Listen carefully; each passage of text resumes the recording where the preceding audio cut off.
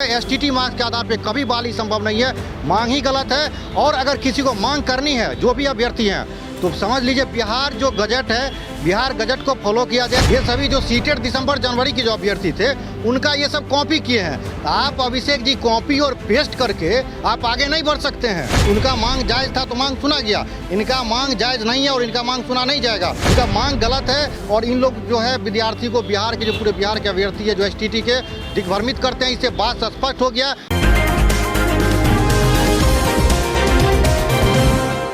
नमस्कार, मैं अभिषेक, आप देख रहे हैं NBC24 न्यूज़। हमारे साथ अभी मौजूद है एसटीटी क्वालिफाइड अभ्यर्थी आशीष लगातार मेरिटधारी अभ्यर्थी गर्दनीबाग धरना स्थल पे डटे हुए लगातार प्रदर्शन कर रहे हैं, क्या कहिएगा?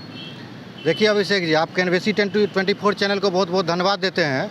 अभी देखेंगे वर्तमान में सभी जो है यहाँ गर्दनीबाग धरना स्थल बैठे हुए हैं, तो वहाँ आप संख्या देखेंगे तो संख्या कुछ नहीं है। वैसे लोग वहाँ पे बैठे हुए हैं जो एसटीटी के जो मेरिट कहते हैं अपने आप, उन लोगों से पैसा लिया गया, जो कभी कोर्ट में, हाई कोर्ट में कभी केस के नाम पे पैसा लिया जाता है, भाई तुमको नौकरी दिला देंगे।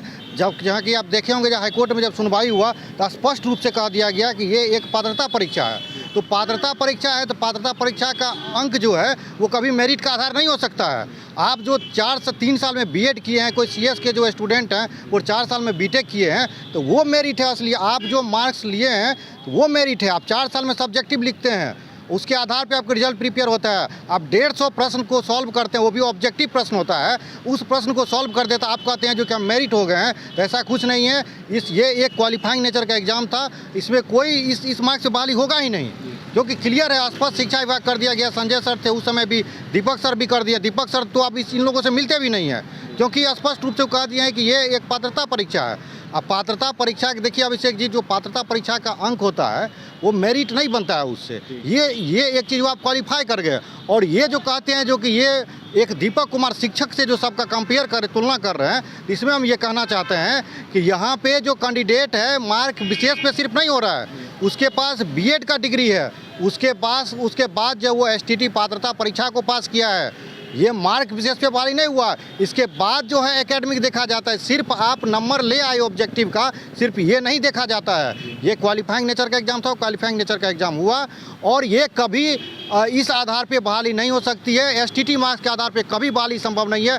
मांग ही गलत है। और अगर किसी को मांग करनी है, जो भी अभ्यर्थी हैं, तो समझ लीजिए बिहार जो गजट है, बिहार गजट को फॉलो किया जाए, जिसमें कंप्यूटर के 2 शिक्षक का बात किया गया है और सामाजिक विज्ञान के 2 शिक्षक की बात की गई है। इन सब बिहार गजट और जो 2020 का जो नियमावली है उसको फॉलो किया जाए। स्टूडेंट टीचर का जो रेशियो है उसको फॉलो किया जाए। इन सभी लोग मार्क्स बेसिस पे बहाली की मांग कर रहे हैं ना, संभव नहीं है ना अभिषेक जी, ये कभी नहीं हो सकता है। आप अभी ये देखिए, आप ये सब आंदोलन कहाँ से कर रहे हैं? ये सभी जो सीटेड दिसंबर जनवरी के जो अभ्यर्थी थे, उनका ये सब कॉपी किए हैं। तो आप अभिषेक जी कॉपी और पेस्ट करके आप आगे नहीं बढ़ सकते हैं। आपको अपना कुछ नया विचार देना होगा वहाँ पे। तो सीटेड दिसंबर जनवरी अभ्यर्थी का मांग स्पष्ट था कि भाई 6 फेज कंप्लीट हो चुका था।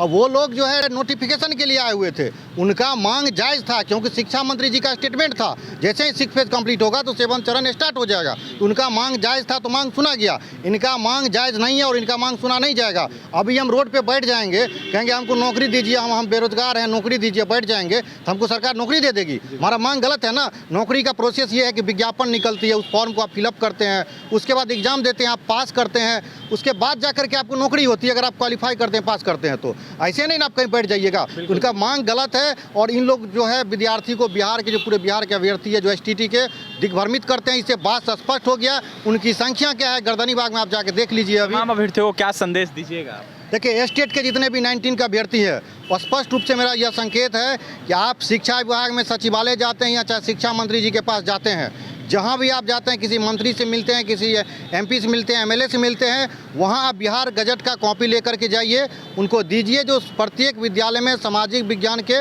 और कंप्यूटर साइंस के 2 शिक्षक का बात किया गया, उसमें उसको फॉलो किया जाए। और जो 2022 तक का जो भी रिक्ति है, जून 2022 तक का जो भी रिक्ति है, उन रिक्ति को उसमें ऐड किया जाए। बैकलॉग का सीट जो है उसको भी इसमें शामिल किया जाए। सभी को शामिल करते हुए आप ये लेटर सभी जगह दीजिए, सभी जगह मिले। इस बात को रखिए ना कि आप मेरिट नॉट इन मेरिट, इस बात को भूल जाइए कि जितना अभ्यर्थी क्वालिफाई सबको नौकरी होगा, किसी विषय में दिक्कत नहीं है।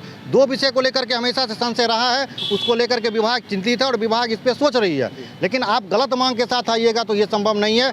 मैं जो भी स्टेट के जो भी कैंडिडेट हैं, चाहे मेरिट के हो चाहे नॉट इन मेरिट के हो, जो भी क्वालिफाइड अभ्यर्थी है, बस आप अपने विवेक का प्रयोग कीजिए।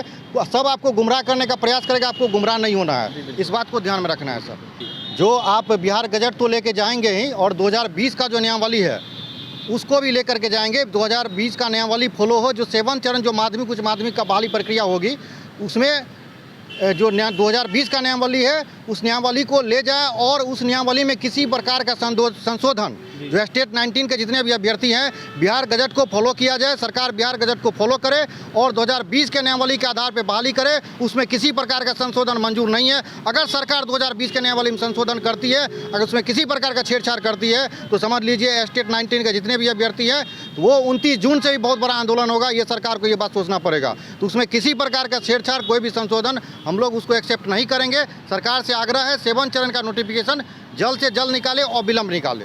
बिल्कुल देख सकते हैं आशीष हैं, क्या कुछ कहना आपने सुना है। देखिए तमाम मेरिटधारी अभ्यर्थी दिग्भ्रमित कर रहे हैं, ऐसा इनका कहना है।